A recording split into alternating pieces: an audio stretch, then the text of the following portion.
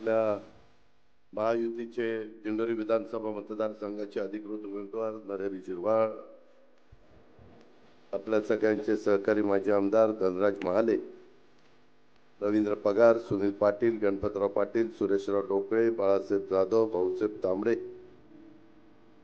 सदाशिवराव शेळके, महेंद्र बोरा, Narendra Jadhav, Prakashrao Wadje, RD. गवळी, वसंतराव कावळे, योगेश पिलके, मधुकर भरसट, कैलास मावळा, विलास गड, राजेंद्र उपाडे, श्याम मुरकुटे, किरण तिवारी, अशोक कोंगारे, यश पवार, विश्वास देशमुख, रवींद्र सोनवणे, सागर पगारे, नंदू बोंबले, पंकज पाटील, महेंद्र पारख, सुरेश कळमकर, मनोज डिकले, अमोल उगले, जमीरबाई शेख, रामदास वागिरे, दुर्गेशजी चितोडे, अजी सोमवंशी, प्रकाश शिंदे, विनोद देशमुख, संपतराव गडवजे, रामराव चौधरी, आनंदराव चौधरी, विठ्ठलराव सुंदार. आजच्या सभेच्या निमित्तानं उपस्थित असणारे म्हणजे दिंडोरी, अमोल कदम, दिंडोरी आणि पेठ परिसरातील आलेले म्हणजे सगळे मतदार बंधू भगिनी, भारतीय जनता पक्ष, शिवसेना, राष्ट्रवादी काँग्रेस पक्ष, RPI, आठवले साहेब आणि इतर मित्र पक्षांचे उपस्थित असणारे सन्माननीय आजी माजी पदाधिकारी, पत्रकार मित्र, बंधू भगिनींनो, माझ्या तरुण मित्रांनो, खरं तर थोडासा मला वेळ झाला आहे, कारण आता मला सिन्नरला जायचं आहे, त्यानंतर कोपरगावला जायचं आहे, त्यानंतर मुंबईला जायचं आहे, कारण आज मुंबईला एक महत्त्वाची मोदी साहेबांची सभा आहे. आज इथं मी तुम्हाला सगळ्यांना विनंती करण्याच्या करता आलेलो आहे. एक तर उत्तर महाराष्ट्राचं आराध्य दैवत, महाराष्ट्रातील 3.5 शक्तिपीठापैकी अर्धशक्तिपीठ असणाऱ्या वणीच्या सप्तशृंगी मातेच्या चरणी नतमस्तक होतो. तसंच खंडेराव महाराजांना वंदन करतो. देशाच्या स्वातंत्र्यासाठी इंग्रजांच्या विरुद्ध सशस्त्र लढा देणारे थोर क्रांतिकारक भगवान बिरसा मुंडा आणि अंत्यक्रांतिकारक राजूजी भांगरे यांच्या कार्याचं स्मरण करून मी त्यांना देखील अभिवादन करतो. आज मी तुम्हाला महायुतीचं सरकार पुन्हा या राज्यामध्ये यावं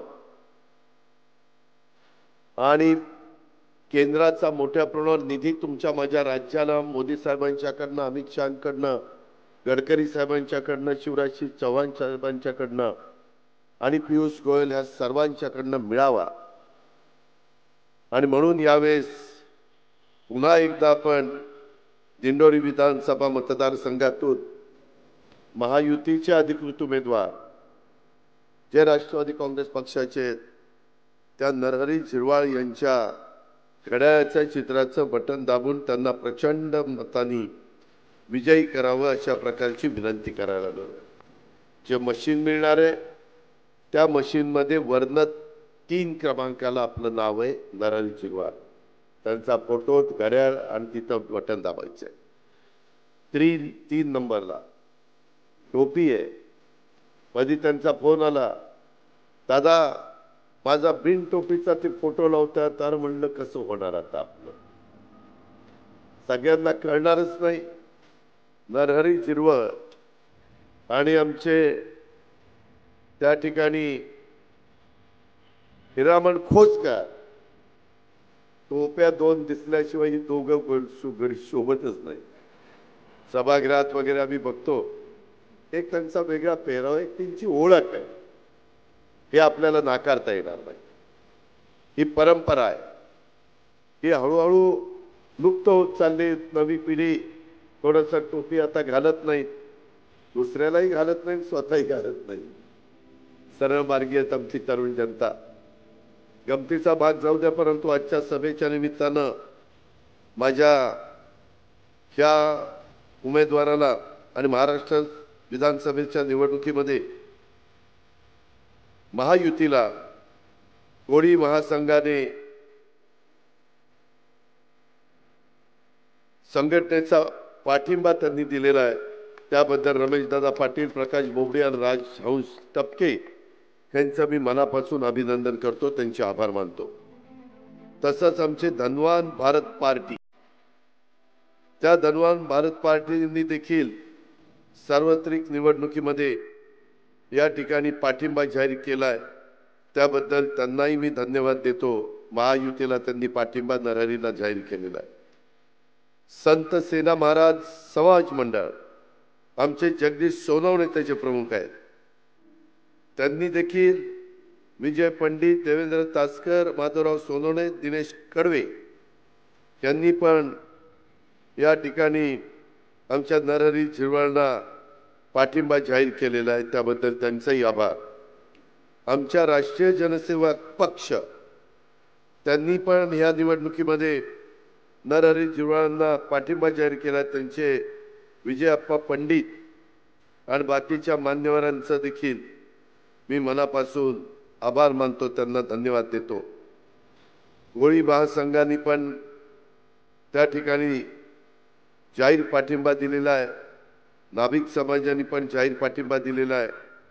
त्या सर्वांचं मी मनापासून आभार मानतो आणि त्यांना धन्यवाद देतो. जय आदिवासी युवा राष्ट्रीय संघटना यांचा पण पाठिंबा आहे. पांडुरंगराव गायकवाड, भगवानराव खिलारी, विलासराव गवळी आणि अमोल जाधव यांनी हा पाठिंबा दिलेला आहे.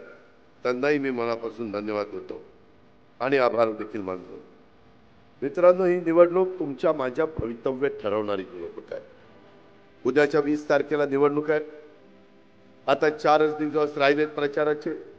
आरोप प्रत्यारोप चाललेले आहेत. नरहरी झिरवाळनी बराच त्याच्यामध्ये सांगण्याचा आपल्याला सगळ्यांना प्रयत्न केला.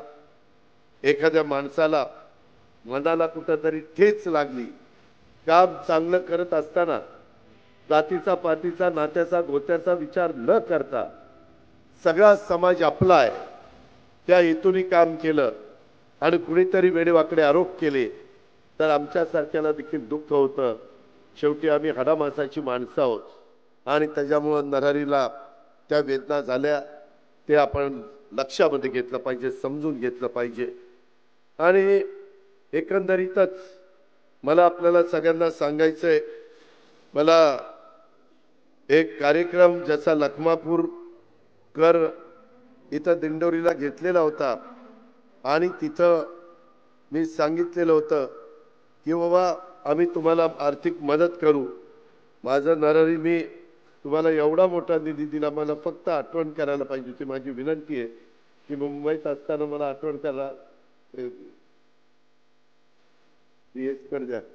ते तुमचं जे काम राहिलेलं आहे त्याबद्दल मी दिलगिरी व्यक्त करतो, परंतु तुमचं ते काम हा अजित पवार पूर्ण करेल. मला कोणी लक्षात आणून दिलं नाही, नाहीतर मी हजारो कोटी रुपये महाराष्ट्रातल्या वेगवेगळ्या विधानसभा मतदारसंघात दिलेले आहेत.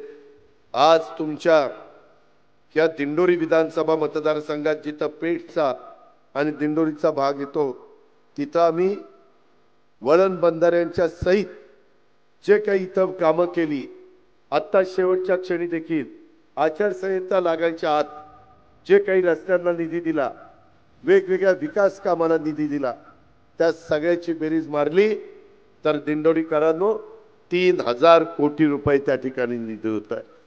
3000 कोटी. माझ्या माहितीप्रमाणे कधी दिंडोरीच्या इतिहासात आतापर्यंत एवढा निधी कधी आला नव्हता.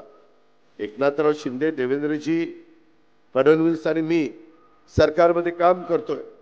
आम्ही विकास कामाला अग्रक्रम देतोय आणि त्यामुळे सगळ्यांनाच निधी दिला.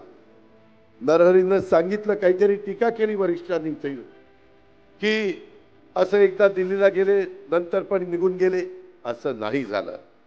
मी आज दिंडोरीकरांना तुम्हाला सांगतो, जेवढे राष्ट्रवादी काँग्रेसचे आमदार होते, जेवढे, त्या सगळ्यांनी सह्या केल्या, सर्वच्या सर्व. आता जयंत पाटील, राजेश टोपे हे काही तिकडे त्यांच्याही सह्या आहेत आणि सगळ्यांनी दिलं की साहेब पहिल्या 2.5 वर्षात तुम्ही आम्हाला शिवसेनेबरोबर जायला सांगितलं. शिवसेनेची विचारधारा काँग्रेसची विचारधारा वेगळी आहे. भाजपची विचारधारा आणि शिवसेनेची विचारधाराच मिळती जुळतीये. मग तिथं 2.5 वर्ष पाठिंबा दिलेला चालतो, तर इथं पाठिंबा दिला तर का नाही चालत? 2014ला तर बाहेरनं पाठिंबा दिलेलाच होता, तेव्हाच देवेंद्रजींनी शपथ घेतली. आणि त्यामुळं कुठेही नरहरी झिरवाळनी एकट्याने निर्णय घेतला नाही. निर्णय तिथं भुजबळांनी केला, माणिकराव कोकाटेंनी घेतला, नितीन पवारनी घेतला, तिथं आमच्या सरोज अहिरेंनी घेतला, दिलीप बनकरनी घेतला, सगळ्यांनी निर्णय घेतला, अख्ख्या जिल्ह्याने निर्णय घेतला. त्याला का बिचाराला दोष देता? आदिवासी समाजाच्या म्हणून ठोकायचा असं कसं चालेल? बोलायचं तर सगळ्यांना बोललं पाहिजे. काही ठिकाणी तुम्ही बोलणार नाही.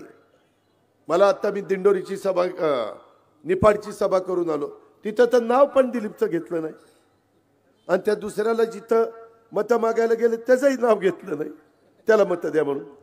मी तर सांगायला आलोय, महायुतीचे उमेदवार घड्याळाचे चित्र वरनं 3 नंबरला नाव, त्याला तुमचं पवित्र बहुमोल अशा प्रकारचं मत द्या, हे मी तुम्हाला सांगायला आलेलो आहे. यामध्ये कुठेही आम्ही चुका केल्या नाही. उलट आम्ही सरकारमध्ये गेलो ते विकास कामाच्या करता गेलोय. आम्ही सरकारमध्ये गेलो ते शिवशाहू फुले आंबेडकरांची विचारधारा सोडलेली नाही. आमची विचारधारा तीच आहे, आमची भूमिका तीच आहे. काल पण होती, आज पण आहे, उद्याही राहणार आहे. ही गोष्ट मागण्याच्या करता मी या परिसरामध्ये आलेलो आहे. माझी तुम्हाला विनंती आहे की आपण सगळ्यांनी, अडचणी येतात पण मत दिलं पाहिजे. यंदाचा पाऊस झाला, एवढा पाऊस झाला की बऱ्याच दिवसात असा पाऊस झाला नाही. सगळी धरणं भरली, सगळे ओढे नाले वाहत आहेत, नदी वाहतीये, पाझर फुटलेत, बोरला पाणी आहे, विहिरींना पाणी आहे. पण या यंदाच्या पावसामध्ये आमच्या शेतकऱ्यांचं, द्राक्ष बागायतदारांचं पण नुकसान झालं. त्याच्याकरता देखील आम्हाला लक्ष घालावं लागेल. त्याच्यामध्ये त्यांना विम्याचं संरक्षण, जसं आम्ही 1 रुपयामध्ये विमा उतरवतो तसं द्राक्ष बागायतदार संघाने मला सांगितलं, दादा आम्ही 1000 रुपये देतो पण आमचाही उतरा. मी त्याच्या संदर्भात उद्याची निवडणूक झाल्यावर केंद्रीय कृषी मंत्री शिवराज सिंह चौहान, जे अतिशय चांगले मध्य प्रदेशचे अनेक वर्ष मुख्यमंत्री होत्या, अनेक वर्ष, 13 का काहीतरी वर्ष, त्यांना भेटून त्यांनी पण तिथं कृषी विकास GDP वाढवलेला होता, दर वाढवला होता. त्यांना अनुभव आहे. त्यांना सांगितल्यानंतर काम ते करतात. आपण त्यांच्याकडे जाऊ आणि त्यांना सांगू हे आमचं दुखणं आहे. अजून काही द्राक्ष बागायतदार संघाचे अडचणी आहेत. अध्यक्षांनी मला सांगितलं, मध्ये सह्याद्रीला मी गेलो होतो तेव्हा पण त्याच्याबद्दलची माझी चर्चा ही निश्चितपणे झालेली आहे आणि त्याबद्दल पण आपण काही काळजी करू नका, अशा पद्धतीनं माझी तुम्हाला विनंती आहे. मित्रांनो, त्याच वेळेस माझ्याबरोबर नरहरी होते, बाकीचे कार्यकर्ते होते, रवींद्र होता. त्यावेळेस मला सांगितलं की दादा, आमच्या 111 द्राक्ष उत्पादकांची फसवणूक, तुमच्या पुण्याची कोण महिला आहे, पूर्वा चव्हाण, तिनं म्हणले फार फसवलं, परदेशात जाती काय, दरवर्षी फसवती. अरे म्हणलं दरवर्षी फसवती तर तुम्हाला यंदा फसवल्यावर पुन्हा तिला कशाला बोलवता रे? दरवर्षी फसवती तर नाही. म्हणले आमची चूक झाली. ठीक आहे, चूक झाली. त्यांनी सांगितलं काही करा आणि हिला पकडून आणा. मी डिपार्टमेंटला सांगितलं, तुम्ही आम्हाला उपमुख्यमंत्री केलंय, हे आमचे तुमचे ऋण आम्ही कधी विसरू शकत नाही. परदेशात द्राक्ष एक्सपोर्ट करून शेतकऱ्यांची अनेक वर्ष ही पूर्वा चव्हाण फसवणूक करते. दशरथ जाधव यांनी वडी पोलीस स्टेशनकडे तक्रार दाखल केली. त्या संशयित पूर्वा चव्हाण हिनं काही लाख रुपयांची फसवणूक केलेली होती. गुन्हा दाखल झाल्यापासून संशयित पूर्वा चव्हाण परप्रांतात तरी जायची किंवा परदेशातच निघून जायची. तिला परदेशातनं त्या ठिकाणी पकडून आणलं आणि तिच्याकडनं जे काही शेतकऱ्यांनी, व्यापारी, अडत्या, दलाल यांच्या आमिषाला बळी पडू नये असं माझं आता सभेच्या निमित्तानं आव्हान आहे. तुम्ही अजिबात द्राक्ष मालाच्या फसवणुकीबाबत तात्काळ पोलीस स्टेशनला, तिथल्या संबंधित पोलीस स्टेशनला तक्रार करा असं आव्हान देखील नाशिक ग्रामीण पोलीस स्टेशनने त्या ठिकाणी केलेलं आहे. आता त्या पूर्वा चव्हाणचा शोध घेण्यासाठी आमच्या नाशिक ग्रामीण पोलिसांना आम्ही त्यांच्या ताब्यामध्ये तिला त्या ठिकाणी दिलेलं आहे। हे गोष्ट आपण लक्षात घ्यायला 15 दिवसापासून पीसी आणि एमसीआर मध्ये असून सुद्धा अजूनही कुठली ठोस कार्यवाही त्या ठिकाणी झालेली नाहीये। त्याच्यामध्ये प्रयत्न चाललाय, तुम्ही काळजी करू नका। हे मी तुम्हाला अतिशय नम्रतापूर्वक सांगतो। आचारसंहितेच्या नियमाचं पालन करून आचारसंहिता आहे तोपर्यंत जे करता येईल ते मी करील। एकदा आचारसंहिता संपू द्या, मग मी माझ्या पद्धतीनं पुढचा पूर्ण बंदोबस्त कार्यक्रम त्या ठिकाणी करीन। याबद्दलची पण ग्वाही मी आपल्या सर्व सहकारी मित्रांना या निमित्तानं देतो। मित्रांनो, एकंदरीतच ही निवडणूक जाहीर झाली, सगळ्यांना वाटतं मला आमदार झालं पाहिजे। उलट ह्या माझ्या भागानी अनेक खासदार केले, स्वर्गीय सीतारामजी भोये केले, स्वर्गीय हरिभाऊ महाले झाले, स्वर्गीय कचरूभाऊ राऊत झाले, त्याच्यामध्ये स्वर्गीय चेडेम कहांडोळे झाले आणि दुर्दैवाने आजच स्वर्गीय हरिश्चंद्रजी चव्हाण ते देखील खासदार झालेले होते, पण दुर्दैवाने त्यांचं आज सकाळीच निधन झालं। काहीतरी संध्याकाळी त्यांचा अंत्यविधी होणार आहे। ह्या सर्वांना मी भावपूर्ण श्रद्धांजली अर्पण करतो। ह्या सर्वांचं मी स्मरण करतो। आदिवासी समाजामध्ये जन्माला आलेले हे सगळे सहकारी यांनी प्रतिकूल परिस्थिती नसताना, त्याच्यामध्ये प्रतिकूल परिस्थिती होती, अनुकूल परिस्थिती नव्हती, त्या प्रतिकूल परिस्थितीत मात करून त्यांनी तुमचं सगळ्यांचं पार्लमेंटमध्ये प्रतिनिधित्व केलं। आता नवीन पिढी आली, आमच्या धनराज महालेंनी पण आमच्याबरोबर 2009 ते 14 काम केलं। मी कधी तुझे भाव करत नाही, त्याच्यावर त्यांनी सांगितलं माझ्या विकास कामाला अजित पवार पण मदत करत होते, कारण त्यावेळेस मी राज्याचा अर्थमंत्री होतो। साहजिकच आहे, आदिवासी भागाचा प्रतिनिधित्व करणारा एक आमदार 3-3.5 लाख मतांचं प्रतिनिधित्व करतो, मतदारांचं, का नाही काम करायचं? माझ्या परीने मी मदत केली, परंतु हे सगळं होत असताना याही वेळेस त्यांना वाटलं, त्यांनी फॉर्म भरला, त्याच्यातनं आमच्याबद्दल काही गैरसमज मुख्यमंत्र्यांचा झाला की आम्ही अनेक ठिकाणी फॉर्म भरले, कुठेही भरला नव्हता। त्याच्यावर हेलिकॉप्टरनी एबी फॉर्म पाठवले, त्याची नोंद निवडणूक आयोगाने घेतली। कुठं गेले एबी फॉर्म? हेलिकॉप्टरनी। ही बाबा तर सुटला, यांनी विड्रॉ केलाय। आता एक महिला त्या ठिकाणी अडकलेली आहे, तिलाही सांगितलेलं होतं फॉर्म मागे घे, तिलाही सांगितलेलं होतं। दिंडोरीमध्ये विद्यमान आमदार सरोज आहिरे, नाशिक देवळालीमध्ये, मी चुकून दिंडोरी म्हणलं, नाशिक देवळाली ह्या अधिकृत उमेदवार आहेत। भाजपचा, शिवसेनेचा, राष्ट्रवादीला तिला पाठिंबा आहे, तिची खून घड्याळ आहे, तिथं मतदान करायचं आहे। हे बाईंनी नॉट रिचेबलच झाल्या 3 होईपर्यंत। हा माणूस सच्चा माणूस आहे, हा माणूस सच्चा आहे। त्यांनी सीएम आमचे एकनाथराव शिंदेंच्यावर विश्वास ठेवला। सीएम साहेबांनी त्यांना सांगितलं, धनराज काळजी करू नको, मागच्या लोकसभेला पण मी ज्यांना थांबायला सांगितलं त्यांचं पुनर्वसन केलं, त्यांना मी नंतर जे महत्त्वाचं पद पाहिजे ते मिळवून दिलं नाही। खरंय, भावना गवळीचं घ्या किंवा इतर काही माझ्या सहकाऱ्यांचं त्या ठिकाणी घ्या। तशा पद्धतीनं धनराजजी माझ्या पण ओळखी यांच्या सगळ्यांच्या आहेत, तुम्हाला तर त्यांनी सांगितलेलं आहे, परंतु मी माझाही रेटा एकनाथरावांच्या पाठीशी लावीन आणि त्यांना सांगेन की तुम्ही कबूल केलेलं आहे। मी पण त्या मतदारसंघात जाऊन सांगितलं की मी पण मदत करेन। शेवटी आपण शब्दाचे पक्के आहोत, दिलेला शब्द पाळणारे आहोत, ही आपली काम करण्याची पद्धत आहे, परंपरा आहे। त्याच्यामुळे त्याहीबद्दल काही काळजी करू नका। दुसरं मला तुम्हाला सगळ्यांना सांगायचं आहे ते म्हणजे एकंदरीतच आज जे काही प्रश्न आहे तिथं बऱ्याच माझ्या मायमौली बसल्या। मला तर आश्चर्य वाटतंय, मला ज्यावेळेस अर्थसंकल्प सादर करायचा निर्णय झाला त्यावेळेस मी एकनाथराव देवेंद्रजी बसलो, म्हटलं की बाबा मागं लोकसभेला आपल्याला फटका बसलाय, त्याला काही कारण आहे। जसं एक कारण निर्यात बंदी कांद्याची होती, ते एक कारण होतं। माझ्या मागासवर्गीय समाजाला असं सांगितलं संविधान बदलणार, अब की बार 400 पार कशाला पाहिजे, 250 असले तरी यांचं सरकार येतं, 300 असलं तरी येतंय। अरे तुम्हाला माहिती नाही, 400 पार पाहिजे, यांना घटना बदलायची, आरक्षण काढायचंय, संविधान बदलायचंय. झालं, लोकांना काहींना खरं वाटलं. झाली सकाळी तिकडच लाईन लागली. आम्ही बघतोय ते ती तिकडं. आणि आमच्या अल्पसंख्याक समाजाला सांगितलं की अब की बार 400 पार. 400 पार झाल्यानंतर हे हिंदू राष्ट्र होणार आणि हिंदू राष्ट्र झालं की तुम्हाला पकडणार आणि पाकिस्तान बांगलादेशला पाठवणार. आता एवढी 25-30 कोटी लोक कोणी पाठवणार करावे, पण त्यांनी पण फतवा काढला. सकाळी रांगा की बटन दाबायला सुरुवातच. ज्या आमच्या भारतीताई पवार ढिगाणी मतांनी 5 वर्षापूर्वी आल्या, त्या ढिगाणी मतांनी आता पडल्या ना. काय कारण होतं?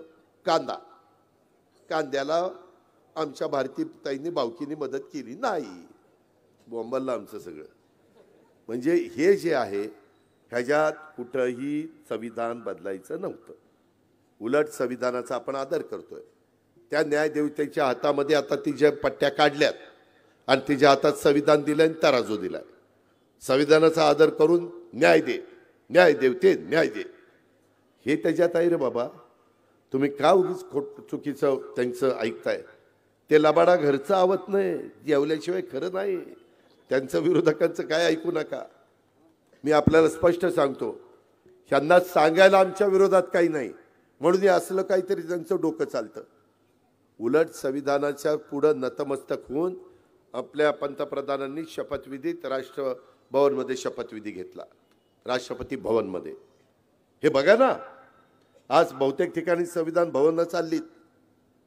संविधान इतकं अत्युत्तम आपलं आहे, अच्युत आहे, जगाला हेवा वाटावा असं आहे. 140 कोटी जनतेला एकत्र ठेवणारं हे संविधान आहे. कारण ते घटनेचे शिल्पकार डॉक्टर बाबासाहेब आंबेडकरांचं संविधान आहे, भारतरत्न यांचं ते संविधान आहे. ह्या गोष्टीचा विचार त्या ठिकाणी करा. त्या संदर्भात मला सांगायचं आहे, ही बघा दुपारी चंद्रावर गेला, ह्याला मधीच एकदम त्याला झटका येतो की वादा सुरू होतोय. हे असलंच आहे बघा आमचं. ठीक आहे, जरा पुन्हा आता किक बसली की उठल जायची, कारण किकच भारी आहे. ते काय करणार मित्रांनो, गमतीचा भाग जाऊ द्या. परंतु ह्या पद्धतीच्या सगळ्या गोष्टी बाबांनो, आपल्याला समाजाला साधू संतांच्या विचारांनी पुढे न्यायचं. आम्ही आता अर्थसंकल्प देत असताना आम्ही वारकरी संप्रदायाला पण आमच्या परीनं जे काही सहकार्य करायचं होतं ते केलं.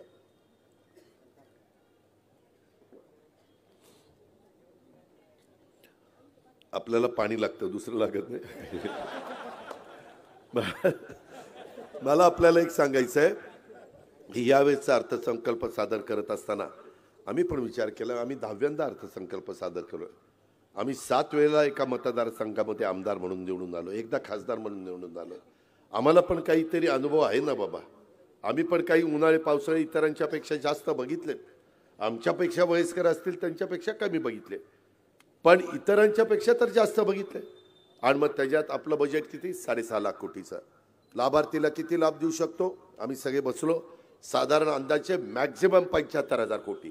चला म्हणलं 75,000 कोटी. आणि बाकीचा विकास कामाला पैसा ठेवायचा, बाकीचा पगाराला, पेन्शनला, घेतलेल्या कर्जाचं व्याज त्याचं रिपेमेंट करायचं. आणि जसं तुम्ही घर चालवता आणि वर्षाचं बजेट करता, महिन्याचं बजेट करता, त्या पद्धतीनं आम्ही केलं. मग 75,000 कोटीमध्ये कुठल्या योजना घ्यायच्या? 1.25 लाख कोटीमध्ये योजना घ्यायच्या. एक म्हणजे माझ्या माय माऊलीच्या करता, तिच्याकडे कुणाचं लक्ष नाही, तिला आम्ही सत्तेमध्ये बसवलं. झेडपी अध्यक्ष, तालुका पंचायत सभापती, नगराध्यक्ष, महापौर केलं. पण आर्थिक बाबतीमध्ये तिला बचत गट काढून दिले. पण अजून मदत पाहिजे होती. जी माझी महिला खुरपणीला जाती, जी माझी महिला झाडू पोतना करती, जी माझी महिला त्या ठिकाणी धुडभांडी करती, जी माझी महिला काही घरांच्या मध्ये जाऊन स्वयंपाक करून पुढच्या घरी जाते, अशा पद्धतीनं काम, रोजगार हमीवर जाती, अशी कामं आदिवासी भागातल्या महिला किती कष्ट घेतात. झोपडपट्टीमध्ये राहत असताना किती जीवन असह्य जगत असतात. त्या महिलांना काही तिचा मान सन्मान ठेवायला नको? त्यांना त्या ठिकाणी स्वतःला काही घ्यायचं असेल तर कितीदा तिची इच्छा आपण मारायची, कितीदा तिनं आपल्या इच्छेला मुरड घालायची. बाजारामध्ये गेल्यानंतर तिला वाटत नाही की काहीतरी आपण आपल्याकरता घ्यावं, पण तिला घेता येत नव्हतं, कारण नवऱ्याचं तिथं थोडंसं वर्चस्व असायचं, सासू सासऱ्यांचं असायचं, मुलं बाळं असायची. आम्ही ठरवलं 1,500 रुपये द्यायचे. आमच्यावर जे आरोप केले, अरे कशाचं 1,500 रुपये देतात, ह्यांची चुनावी जुमला आहे, हे पैसे देणार नाहीत, ह्यांनी दिवाळखोरी काढली, तिजोरी लुटली, तिजोरी संपवली, काही वाटेल ते केलं. आणि म्हणले काय 1,500 होणार. जेव्हा महिलांचा प्रतिसाद आला ना, मग म्हणले काय 1,500 दिलं. अरे तुम्ही ₹1.25 दिला नाही, तुम्ही आम्हाला सांगताय 1,500 रुपये दिले. तुमचं सरकार असताना ₹1.25 दक्षिणा तरी दिली का? नाही दिली. मग आम्ही यांना 1,500 रुपये दिले तर ह्यांच्या पोटात दुखायचं काय कारण? कोर्टात गेले. आया बहिणींनो, ही विरोधक कोर्टात गेले तुम्हाला पैसे मिळू नये म्हणून. मी आता तुम्हाला सांगायला आलोय, महायुतीतर्फे आलोय, ह्या घड्याळातर्फे, ह्या धनुष्यबाणातर्फे आणि त्या कमळातर्फे आलोय की तुम्ही आम्हाला संधी द्या. पुढे 5 वर्ष तुमची योजना चालू राहील. कोण मायेचा लाल बंद करणार नाही, कोण मायेचा लाल बंद करणार नाही. कारण आज तुम्हाला 5 महिन्याचे 7,500 रुपये दिले. त्याची उदाहरणं नरहरी झिरवाळनी सांगितली. माझ्याकडे पण उदाहरणं आहेत, पण मला पुढे जायचंय, मी वेळ घेत नाही. त्याच्यातनं ते समाधानी झाल्यात. डायरेक्ट त्यांच्या अकाउंटला पैसे, मध्यस्थी नाही. कुणी मधनच 10-20 रुपये 100 रुपये काढायला संधीच नाही. राज्य सरकारच्या अकाउंटमधनं आमच्या मायमौलीच्या आधार कार्डशी लिंकअप केलं तिच्या अकाउंटमध्ये. मला तर आश्चर्य वाटतं, इथं दिंडोरीला 3,35,000 मतदार आहे. दिंडोरी पेठ, त्याच्यात 1,38,000 महिलांना आम्ही दर महिन्याला 1,500 रुपये देतो. 1,38,000 म्हणजे 2-2.5 मतदारांमागे एक आमची लाडकी बहीण आहे तिथं. हा दोडक्यांनो, लाडकी बहीण आहे. तुम्ही पण दोडके नाही रे बाबा, तुमचंही मत मला पाहिजे. ते म्हणले बघा, महिला लाडकी आणि बहीण लाडकी, भावाकडे तर लक्ष नाही. अरे काय तुला माहिती आहे भावाकडे लक्ष नाही? भावाचं 3 हॉर्सपावर 5 हॉर्सपावर 7.5 हॉर्सपावरचं वीज बिल माफ करून टाकलं. केलं की नाही? मागचं बिल भरायचं नाही, चालू बिल त्या ठिकाणी 0 केलंय, पुढचंही बिल भरायचं नाही. हे तुमच्या हातात आहे. म्हणाल कसं? तर ते असं की उद्याच्या 20 तारखेला घड्याळाचं बटन इथं दाबलं की नरहरी तिकडे गेला, नरहरी तिकडे गेला की सरकार आपलं आलं, सरकार आपलं आलं की आपल्या मुख्यमंत्री उपमुख्यमंत्र्यांनी पुढे 5 वर्ष वीज बिल माफ चालू. काय पाहिजे? एवढ्यावर नाही. दुधाचा धंदा आहे 3-5-8-5. माझ्या शेतकऱ्याला 28 रुपये मिळत होते. माझाही दुधाचा धंदा आहे. आणि मग ते परवडत नव्हतं. ते परवडत नव्हतं तर त्यांना 5 रुपये लिटरला वाढून दिले. डायरेक्ट सरकारचे इन्सेंटिव्ह. ग्राहकालाही परवडलं पाहिजे, उत्पादकालाही परवडलं पाहिजे. नंतर 1 ऑक्टोबर पासून 7 रुपये केले. काय वाईट केलं? ग्राहकाचे वाढवले का? नाही वाढवले. माझ्या शेतकऱ्याला 28 आणि 7 35 मिळायला लागले. तो समाधानी झाला. मला त्यालाही समाधानी ठेवायचं आहे आणि ग्राहकालाही समाधानी ठेवायचं आहे. हे आमचं महायुती सरकारचं धोरण आहे. ही गोष्ट आपण त्या ठिकाणी लक्षात घ्या. आणि अशा पद्धतीनं आपण पुढे चाललोय. एवढंच नाही तर त्याच्यामध्ये ह्या 2 गोष्टी माझ्या बांधवांकरता केल्या. त्या संदर्भामध्ये मी कांदा निर्यात बंदी उठवली. आता माझ्या सोयाबीनचा आणि कापसाचा दर जरा कमी आहे, त्याबद्दल पण आम्ही शिवराजसिंग चव्हाण साहेबांशी बोललोय. त्यांनी सांगितलं आचारसंहिता झाल्यावर या एकदा बसू आणि मार्ग काढू. चर्चेतनं मार्ग निघत असतो. त्याच्यामध्ये मगाशी जे नरहरीने सांगितलं त्याला MIDC पाहिजे होती. मीटिंग घेतली आणि MIDC देऊन टाकली. केलं की नाही? आम्ही कामं करणारी माणसं आहोत, आम्ही कामाची माणसं आहोत. आम्ही नुसतंच वेळ मारून नेणारी माणसं नाही. ह्या गोष्टीचा विचार देखील आपण सगळ्यांनी करावा. आणि मगाशी नाशिक जिल्हा बँकेचं सांगायचं राहिलं. जशी बुलढाणा जिल्हा मध्यवर्ती सहकारी बँकेला 300 कोटी रुपये दिले 10 वर्षाच्या परतफेडीनं, तसं तुम्हाला 700 कोटी रुपये पाहिजेत. त्याच्यातनं उद्या सरकार आपलं येऊ द्या. 700 कोटी रुपये 10 वर्षात त्यांनी फेडावे. त्याच्यात बसून जे काही मगाशी चर्चा केली ती चर्चा करू, काही कठोर निर्णय घ्यावे लागतील ते तुम्हाला मान्य करावे लागतील आणि तुमची बंद पडलेली ही जी काय आर्थिक नाडी आहे ती पण नाडी आपण त्या ठिकाणी सुरू करू। आम्ही बुलढाण्याला केलं, इथंही आम्ही करून दाखवू। काम सुरू केलं होतं परंतु नंतर आचारसंहिता लागली, तेही काम आपण हातानिराळ करू, हेही मला या निमित्तानं सांगायचं आहे। आज नरहरी झिरवाळ साहेबांना आम्ही परत उमेदवारी दिली। दिंडोरी परिसराच्या केलेल्या विकास कामामुळे या भागाच्या खऱ्या अर्थानं या बाबतीत विकास सुरू झाला आहे। या दिंडोरी विधानसभा मतदारसंघात आमचा नरहरी झिरवाळ हा सुसंस्कृत आहे, कार्यतत्पर आहे। हा दिंडोरी मतदारसंघाच्या विकासासाठी, आदिवासी बांधवांच्या प्रगतीसाठी आणि बिगर आदिवासींच्यासाठी देखील सतत धडपडत असतो। त्यांच्या माध्यमातून आदिवासींचं शिक्षण असेल, आरोग्य असेल, रोजगार असेल, पाणी असेल, दळणवळण व्यवस्था असेल, पेसा भरती असेल, ह्या अनेक बाबींवर लक्ष ठेवलं त्यांनी आणि त्याच्यातून माझ्या आदिवासी बांधवांच्या विकासाच्या मुख्य प्रवाहामध्ये आणण्याच्या करता त्यांनी प्रयत्न केला। त्यामध्ये त्यांनी बिगर आदिवासीला देखील ह्या ज्या माझ्या द्राक्षाविषयाच्या ज्या गोष्टी सांगितल्या त्या त्यांनी मला सांगितल्या। आज ह्या दिंडोरी मतदारसंघाच्या सिंचनाचा, रोजगाराचा, रस्त्यांचा, पाण्याचा प्रश्नासाठी ते सातत्याने कार्यरत असतात। दिंडोरीकरांच्या सुखदुःखात ते सातत्याने सहभागी होत असतात। दिंडोरीकरांच्या, माझ्या पेठकरांच्या आशा आकांक्षा अपेक्षांची पूर्तता करण्यासाठी ते नेहमीच प्रयत्नशील आणि प्रयत्नाची पराकाष्ठा करतात। त्यांनी लोकांना न्याय मिळवून देण्यासाठी अतिशय कर्तव्य भावनेनं आणि सामाजिक बांधिलकी जपून केलेली धडपड माझी दिंडोरीची जनता कधी विसरू शकत नाही, माझी पेठची जनता कधी विसरू शकत नाही। अतिशय सादर राहणीमान, सरळ मार्गी स्वभावाबरोबरच कर्तव्य दक्ष, संवेदनशील, कार्यक्षम, अभ्यासू नेतृत्व म्हणून त्यांची ओळख उभ्या महाराष्ट्राला आहे, ते पण आपल्याला विसरता येणार नाही।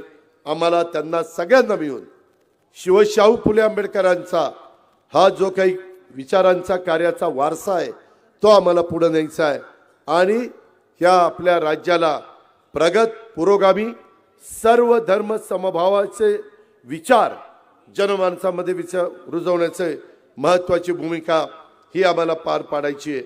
त्याच्यामध्ये त्यांची मदत ही मला मोठ्या प्रमाणावर होते।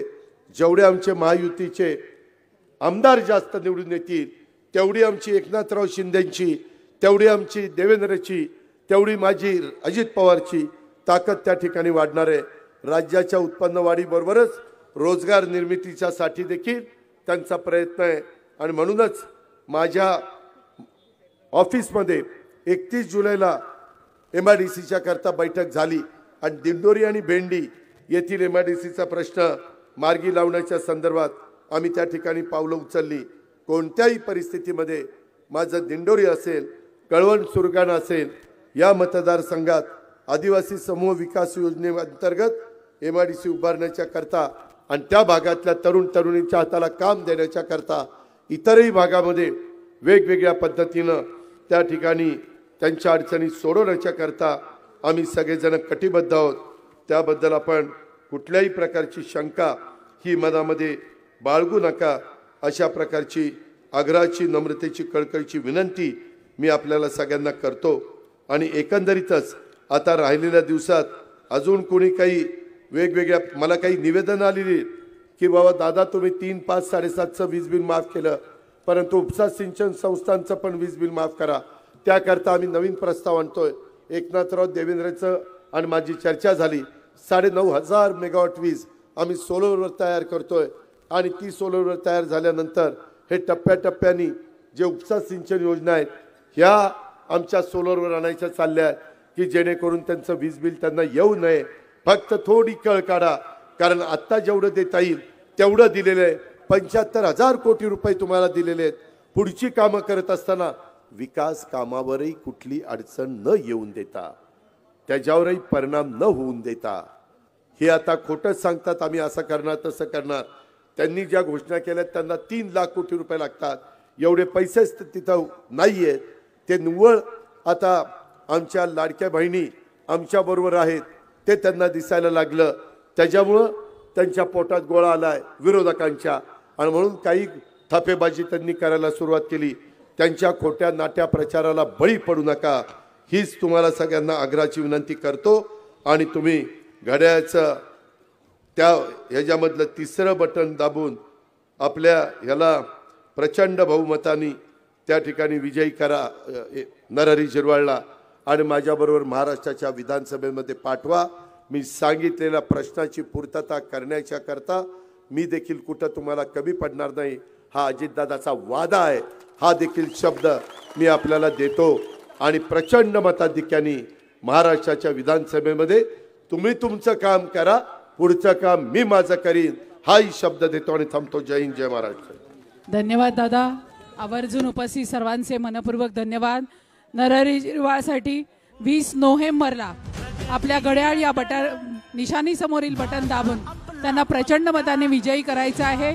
पुन्हा एकदा सर्व मान्यवरांचे मनापासून धन्यवाद, उपस्थितांचे धन्यवाद, सर्व बंधू भगिनी त्यांचे मनापासून धन्यवाद. लक्ष